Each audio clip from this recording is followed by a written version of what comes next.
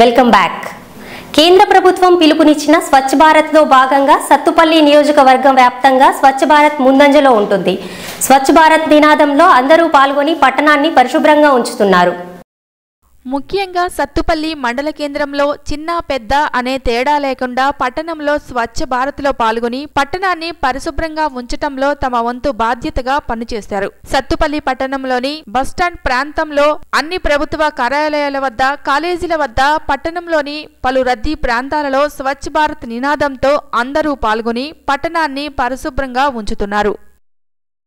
ప్రభుత్వం ప్రవేశపెట్టిన స్వచ్ఛ భారత్ ఎంతో విజయవంతమైంది. పల్లెలు పట్టణాలు అన్నీ చాలా శుభ్రంగా తయారయ్యాయి. అలాగే ప్రజలు కూడా ఎంతో ఉత్సాహంగా స్వచ్ఛ భారత్ కార్యక్రమంలో పాల్గొని కేంద్ర ప్రభుత్వం తలపెట్టిన స్వచ్ఛ భారత్ కార్యక్రమాన్ని విజయవంతం చేయాలని అనుకుంటున్నాను. జోగులాంబ గద్వాల్ జిల్లా కేంద్రంలో బాలభవన్లో సాగునీటి బోర్డు సలహా సమావేశం నిర్వహించారు. రైతులకు న్యాయం జరిగేలా చూస్తామని, అన్ని విషయాలు అధికారులకు తెలియజేసి నీరు అందిస్తామన్నారు. జోగులాంబ గద్వాల జిల్లా ఐఏబీ మీటింగ్కు ఎమ్మెల్యేలు, జెడ్పీ చైర్మన్, ప్రణాళికా సంఘం ఉపాధ్యక్షులు నిరంజన్ రెడ్డిలు హాజరయ్యారు. Gadwal MLA DK Aruna, Alampur MLA Sampath Kumar, Wanaparthy MLA Chinnareddy, Makthal MLA Rajender Reddy, Devarakadra MLA Ale Venkateshwar Reddy వారి వారి నియోజకవర్గాల్లోని సాగునీటి సమస్యలను తెలిపారు. జనవరి 15 వరకు రబీ పంటకు నీరు ఇస్తామని అధికారులు అనగా మార్చి 15 వరకు ఇవ్వాలని రైతులు కోరారు. చివరిలో వారబందీ పథకం కింద నీరు ఇవ్వాలన్నారు. నిరంజన్ రెడ్డి మాట్లాడుతూ 60 ఏళ్లలో గత ప్రభుత్వాలు ఏమీ చేయలేదని, మా ప్రభుత్వ హయాంలోనే అభివృద్ధి జరుగుతుందని అనగా ఈ విషయంపై సమావేశంలో కొంత రసాభాస జరిగింది. ఈ కార్యక్రమంలో గద్వాల జిల్లా collector Rajat Kumar Saini, Wanaparthy collector Shweta Mohanty, irrigation అధికారులు, రైతులు, ప్రజాప్రతినిధులు పాల్గొన్నారు. మీ అందరిది మాట మన ఇరిగేషన్ అధికారులు నోట్ చేసుకున్నారు. అందరికీ ఎంతవరకు సొల్యూషన్ అరే బాబు ఒక నిమిషం ఉండు. అన్ని మాటలు నోట్ చేసుకున్నాము. ఏమేమి ఆబ్జెక్షన్లు ఉన్నాయి, ఏమేమి సమస్యలు ఉన్నాయో నోట్ చేసుకున్నాము. ఎంతవరకు సొల్యూషన్ ఇస్తాము. ఇంకా ఏమేమి పెండింగ్ సమస్యలు ఉన్నాయి అది కూడా సాల్వ్ చేసుకుంటాము. మళ్ళీ ఇక్కడ వచ్చిన అందరూ honourable MLAs, honourable vice chairman గారు, ఆనరేబుల్ జిల్లా పరిషత్ చైర్మన్ గారు, కలెక్టర్ వనపర్తి గారు అందరికీ ధన్యవాదాలు తెలియజేస్తూ బచావా ట్రిబ్యునల్ అవార్డు ప్రకారంగా జిల్లాకు ప్రియదర్శిని జూరాల ప్రాజెక్టుకు 18 టీఎంసీల నీళ్ళ కేటాయింపు ఉంది. కానీ ప్రాజెక్టు 12కే కట్టుకున్నాం. దాని తర్వాత ఆర్డీఎస్కు 16 టీఎంసీల నీళ్ళ కేటాయింపు ఉంది. 2 కలిపితే 34 టీఎంసీలు. దాని తర్వాత భీమాకు ఒక 20 టీఎంసీలు ఉంది, 54 టీఎంసీలు. కోయిల్ సాగర్కు 3 టీఎంసీల పైన కేటాయింపు ఉంది, 57 టీఎంసీలు. 57 టీఎంసీలతో లెక్క ప్రకారంగా 5,70,000 ఎకరాలకు నీరు ఇవ్వాలి. గతంలో ఉండే ప్రభుత్వాలు ఈ పని చేయలేదు. మేము ఈ 2 సంవత్సరాల్లో ఆ పని చేసే ప్రయత్నం చేస్తున్నట్టు మాట చెప్తున్నారు. 12 టీఎంసీల బదులు జూరాలను 18 టీఎంసీల కాడ కట్టింటే అట్లా ఇస్తుంది. అవకాశం లేదు కదా, ఉన్నంతలో వాడుకోవాలి. రూమ్ ఉన్నంత కాపాడుకోవాలి, అంతకు మించి అవకాశం లేదు. రేపు మనం చేయాల్సింది ఏంటి అంటే నిజంగానే ప్రభుత్వంలో ఉండే ఒక ఆలోచన ఏంటంటే మనకు బ్రిజేష్ కుమార్ ట్రిబ్యునల్ ద్వారా జరగబోయేటువంటి ఫైనల్ కేటాయింపులు ఏవో చూసుకొని దానికి అనుగుణంగా కల్వకుర్తి కింద కానీ, భీమా కింద కానీ, జూరాల కింద కానీ అవకాశము ఆస్కారం ఉన్నంత వరకు కొత్త రిజర్వాయర్స్ కట్టాలనేటువంటిది ప్రభుత్వం ఇదివరకే సంకేతం ఇచ్చింది. దాని మీద ప్రపోజల్స్ పంపించమని ప్రభుత్వం చెప్పింది. అదొక ప్రయత్నం నడుస్తూ ఉంది. తప్పు చేసిన వారు మాత్రమే భయపడతారు. ఎలాంటి తప్పు చేయని వారు భయపడాల్సిన అవసరం లేదు.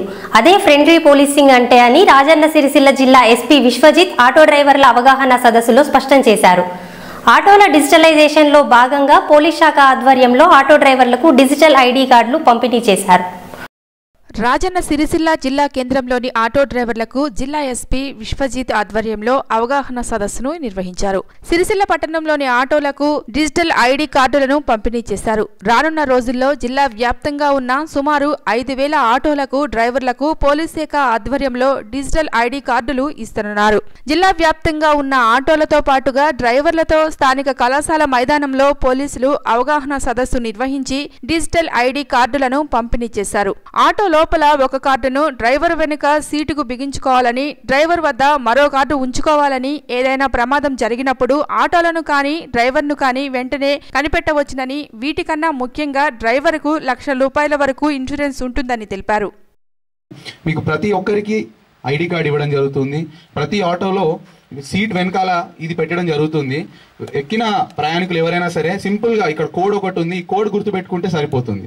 అంతేకాకుండా ఈ ఐడి కార్డు మీద కూడా మీకు QR కోడ్ అనేది ఇవ్వడం జరిగింది. QR కోడ్ వల్ల యూజ్ ఏంటి అంటే, మీరు ఒకవేళ పొరపాటున మీ దగ్గర పేపర్స్ ఉండాలి. మీకు అందరికీ తెలుసు, usually driving licence, RC, insurance, pollution, ఈ 4 అనేది కంపల్సరీ ఉంటాయి. ఇది కాకుండా ఆటో డ్రైవర్స్ తరఫున మీకు ఆ జాకెట్ అనేది ఉంటుంది, యూనిఫామ్ లాగా, అది వేసుకోవాల్సి ఉంటుంది. ఈ 5 అనేది కంపల్సరీ రిక్విజిట్స్.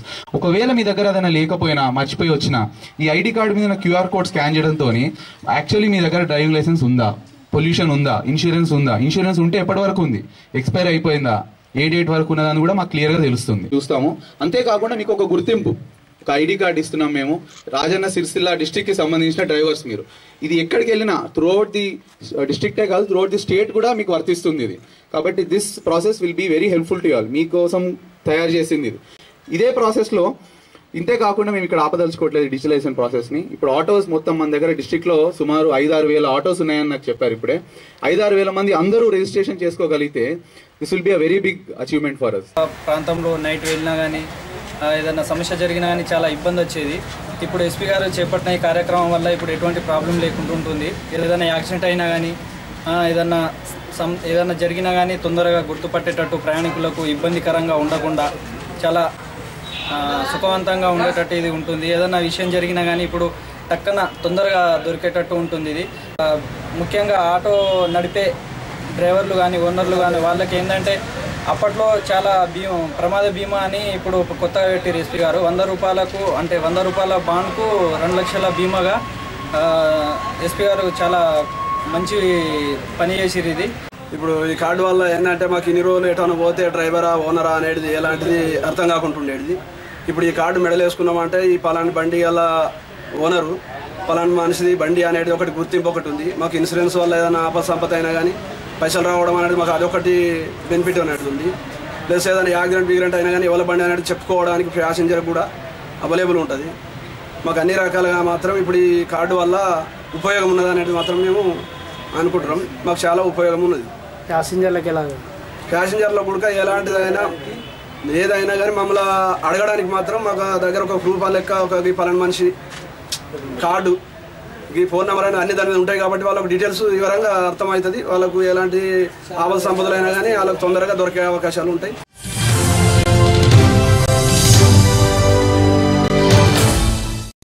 AOB ఎన్కౌంటర్పై నిజ నిర్ధారణ తేల్చడానికి ఓయూలోని ICSSR కాన్ఫరెన్స్ హాల్లో 2 రోజుల రౌండ్ టేబుల్ సమావేశాన్ని నిర్వహించారు.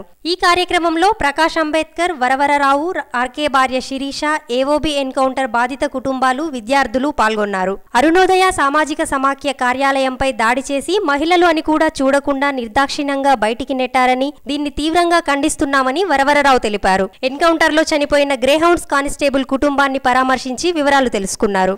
RK భార్య శిరీష మాట్లాడుతూ తన భర్త RKని చంపాలని చూస్తున్నారని తెలిపారు. ఈ సందర్భంగా AOB ఎన్కౌంటర్ పై రాసిన బుక్ ను రిలీజ్ చేశారు.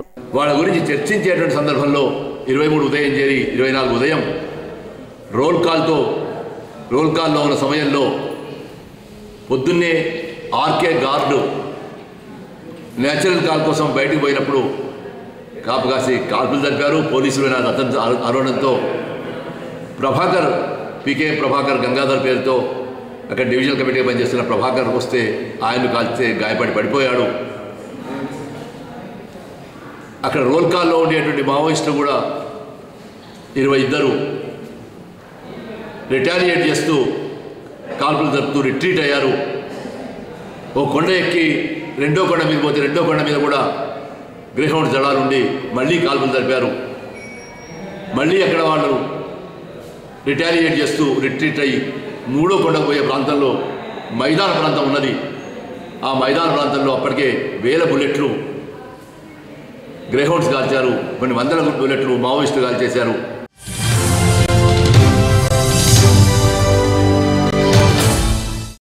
ఖమ్మం జిల్లా ముఖ్య కార్యకర్తల సమావేశం నగరంలోని హర్ష హోటల్లో జరిగింది. ఈ కార్యక్రమానికి ముఖ్య అతిథిగా తెలంగాణ రాష్ట్ర బీజేపీ సంఘటన కార్యదర్శి శ్రీ మంత్రి శ్రీనివాస్ గారు పాల్గొన్నారు. ఈ సందర్భంగా ఏర్పాటు చేసిన మీడియా సమావేశంలో మాట్లాడుతూ జిల్లాలో బీజేపీ పార్టీని బలోపేతం చేసేందుకు మండల స్థాయిలో పార్టీని విస్తరించేందుకు నిర్ణయించామని తెలిపారు. మండలాల వారీగా డిసెంబర్ 15కు కమిటీలను వేసి శిక్షణా తరగతులు నిర్వహిస్తామని ఆయన తెలిపారు.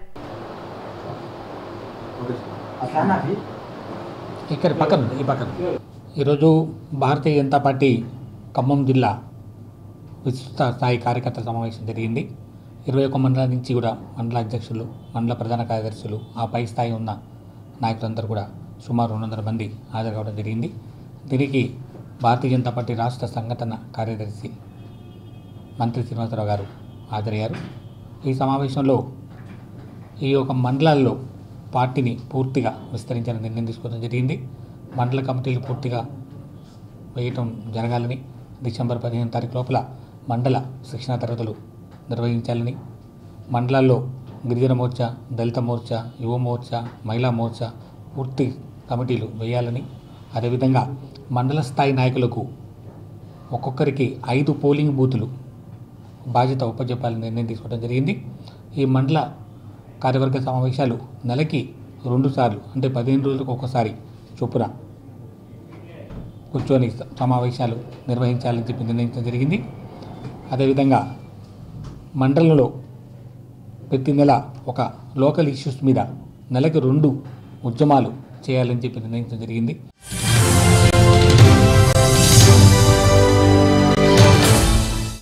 వరంగల్ నగరం కిలావరంగల్ మండలంలో నూతనంగా నిర్మించిన సబ్ రిజిస్టార్ ఆఫీస్ ని ప్రారంభించారు రాష్ట్ర ఉప ముఖ్యమంత్రి మహమూద్ అలీ. ఈ కార్యక్రమంలో వరంగల్ గ్రేటర్ నగరం మేయర్ నన్నపనేని నరేందర్, జిల్లా కలెక్టర్ ఆమ్రాపాలి, ఎమ్మెల్సీ కొండా మురళీధర్ రావు, ఎమ్మెల్యేలు కొండా సురేఖ, వినయ్ భాస్కర్లు పాల్గొన్నారు. మహమూద్ అలీ మాట్లాడుతూ తెలంగాణ రాష్ట్ర ముఖ్యమంత్రి కేసీఆర్ గారు ఎన్నో అభివృద్ధి పనులను చేపట్టారని, దానితో పాటు కొత్త నోట్ల విషయంలో ప్రజలు చాలా ఇబ్బందులు పడుతున్నారని, ముఖ్యంగా రిజిస్ట్రేషన్ ఆఫీసులో చాలా ఇబ్బందులు పడుతున్నారని ఆయన అన్నారు. బులెటిన్ ముగించే ముందుగా ఇప్పటివరకు ఉన్న హెడ్లైన్స్ మరోసారి.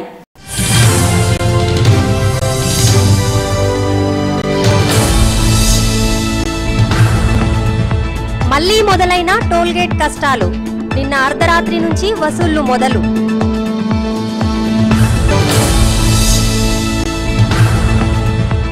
నేడు ప్రపంచ వికలాంగుల దినోత్సవం, ఉపాధి బాటలో ముందుకు.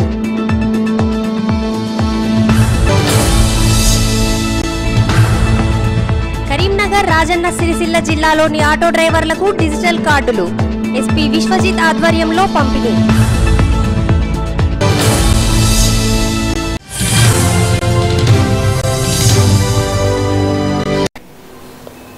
ఇవి ఈ బులెటిన్ విశేషాలు. చూస్తూనే ఉండండి TS9, ప్రజాహితమే మా అభిమతం.